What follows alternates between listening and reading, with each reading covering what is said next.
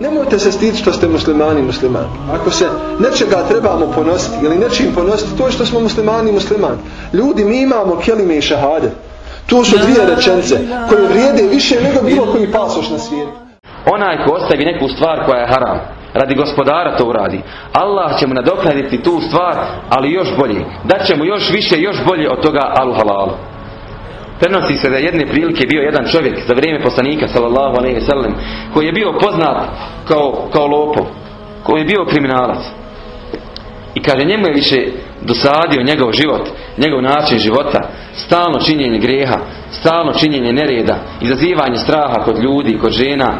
I jedne noći on dođe, priča sam sa sobom, kaže, ne mogu više ovako da živim, dosadio mi ovakav život, osjećam tegobu i bol u svojim prsima, želim da živim spokojnim, mirnim životom, želim da budem rahat, ne želim da se ovako ružno osjećam, ne želim da osjećam ovu teskobu u svojim grudima. Šta da radi, razmisli, kaže, idem ja u džamiju. Odo ja u džamiju. I ode on tamo, na akšam namaz, sretne poslanika sallallahu alejhi ve sellem kako drži predavanje svojim ashabima. Između ostaloga kaže ovu: men taraka shay'an fil haram nalahu fil halal.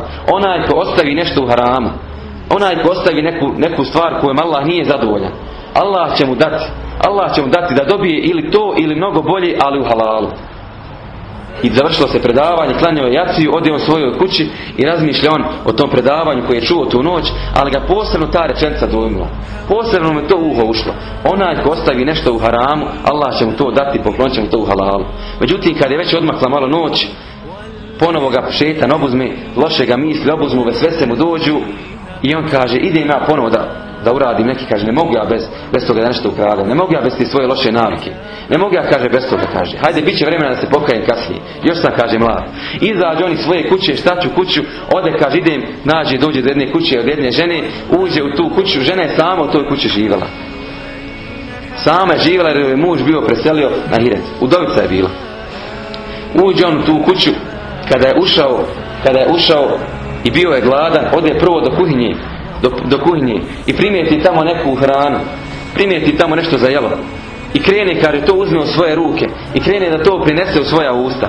I taman u onome trenutku kada je prinosio to u svoja usta, sjeti se, naupadne im Allah, dadne da mu dođe u njegov razum, u njegovo srce oni riječi koje je večeras čuo od poslanika alejhi salatu vesselam: onaj ko ostavi nešto što je haram, Allah će mu dati to u halalu. I kaže, vrati on tu hranu na to mjesto gdje je bila.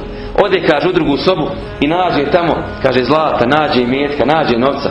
Kaže, kreni da to stavi u svoje džepove. I čim je krenuo da to stavi, da ponese sa sobom, ponovo mu naupadne taj hadis gdje je poslanik alejhi salatu vesselam rekao: ko ostavi nešto u haram, neki haram, Allah će mu dati, nadoknadit će mu kroz halal. On, kaže, ponovo to ostavi. Okrene se, kaže, iza sebe, vidi, kaže, mladu, lijepu ženu koja sama leži u krevetu. Šetan ubaci vesvesu, kaže, da počinje grijeh sa njom i da joj priđe. I kad je krenuo da joj priđe, naupadne mu ponovo taj hadis poslanika sallallahu alejhi ve sellem i on, kaže, odmakne se od nje i pobjegne iz te kući. Pobjegne, ode, kaže, u glavom bez obzira, jer u njemu je već proradilo. Došlo je, kaže, iz glave do njegovog srca. Proradila je već u njemu ona nit vjere. I kaže, on dođe svojoj kući, dođe u to svoje stanište. I kaže, kad je došao tamo, kaže, osjećam, kaže, ljepotu neku, nešto mi, kaže, lijepo, kaže, idem ja sutra ujutro na sabah. Ode ja, kaže, u džamiju ponovo. Jer ovu ljepotu koju sad osjećam ne mogu da poredim sa onim osjećajem koji sam imao kad sam loša djela činio. Ode on na sabah namaz, klanja sabah za poslanikom sallallahu alejhi ve sellem i nakon toga malo se nasloni na zid džamije tu. Kaže, malo se naslonio i razmišlja o svemu što mu se sinoć desilo.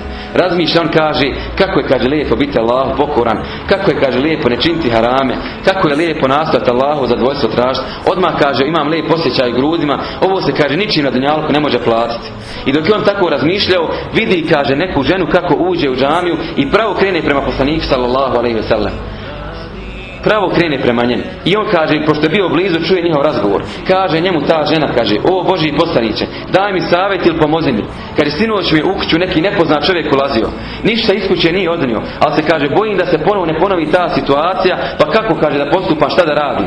Poslanik sallallahu alejhi ve sellem pita nju, kaže, zašto si, kaže, sama? Zašto, kaže, sama živiš u tolikoj kući? Kaže, ja sam, kaže, udovica, mene muž preselio na bolji svijet, kaže, ja sama živim, kaže. Pa kaže, jel prošao, kaže, vrijeme da se možeš ponovo udati? Jel isteklo, jel prošlo ono vrijeme, može se ponovo udati? Kaže, jesi, kaže, mogu se ponovo udati. Poslanik sallallahu alejhi ve sellem se okrene malo oko sebe i sretne onoga čovjeka dole koji je ležao naslonjen na zid. I kaže on, dođi ovamo. On priđe, kaže, isto ti, kaže, oženjen? Kaže, nisam. Kaže, pristajete li, kaže, da vas ja sada ovdje proglasim mužem i ženom, da vas ja sada vjenčam? Kaže, Božji poslaniče, kad ti tako kažeš, pristajemo na to.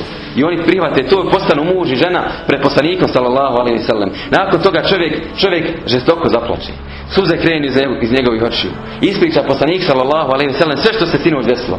Poslanik alejhi salatu vesselam se samo nasmije i kaže, idite sada svojoj kući. I odu oni zajedno u kuću ove žene. Kaže ona njemu, kaže, sada si ti moj suprug i sve što je moje postaje tvoje. Nemojte se stiditi što ste muslimani. Ako se nečega trebamo ponositi ili nečim ponositi, to je što smo muslimani. Ljudi, mi imamo kelime i šahade. To su dvije rečenice koje vrijede više nego bilo koji pasoš na svijetu.